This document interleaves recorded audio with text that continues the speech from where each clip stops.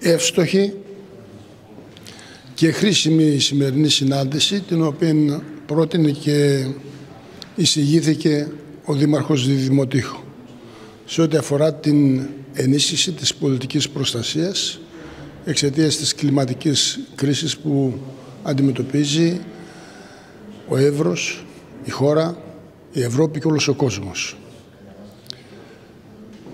Είναι γεγονός ότι έχουμε καθυστερήσει.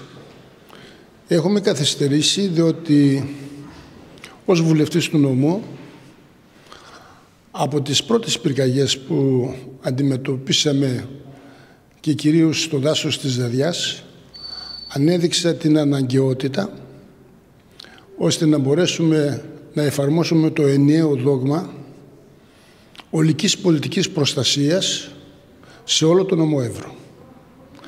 Να αντιμετωπίσουμε και να ξεπεράσουμε τις εγγενείς αδυναμίες που παρουσιάζει η μορφολογία του εδάφους.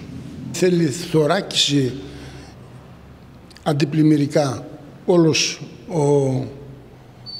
ο κάμπος, όλη η πεδιάδα του ποταμού Εύρου από την εδώ πλευρά.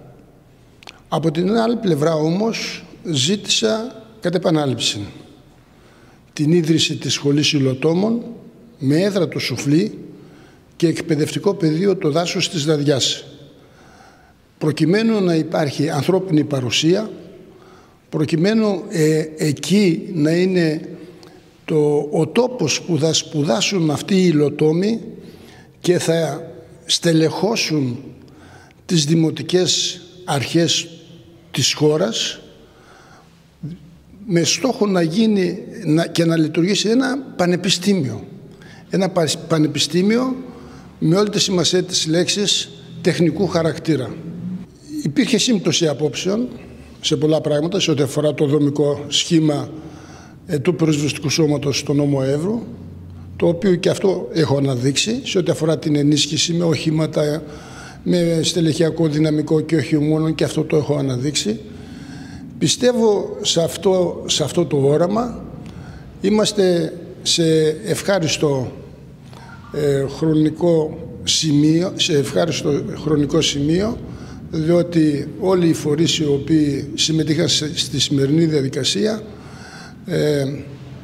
δήλωσαν ότι θα πρέπει να ενισχυθεί έτσι περισσότερο όλος αυτός ο βραχίωνας μέσα από την πολιτική προστασία, αυτό το οποίο πρεσβεύει, αυτό το οποίο αναδεικνύει, αυτό το οποίο διεκδικεί, αυτό το οποίο σχεδιάζει η κυβέρνηση της Νέας Δημοκρατίας, και πιστεύω προς αυτήν την κατεύθυνση θα κινηθούμε με ταχύτητα, διότι καλό αργά παρά ποτέ.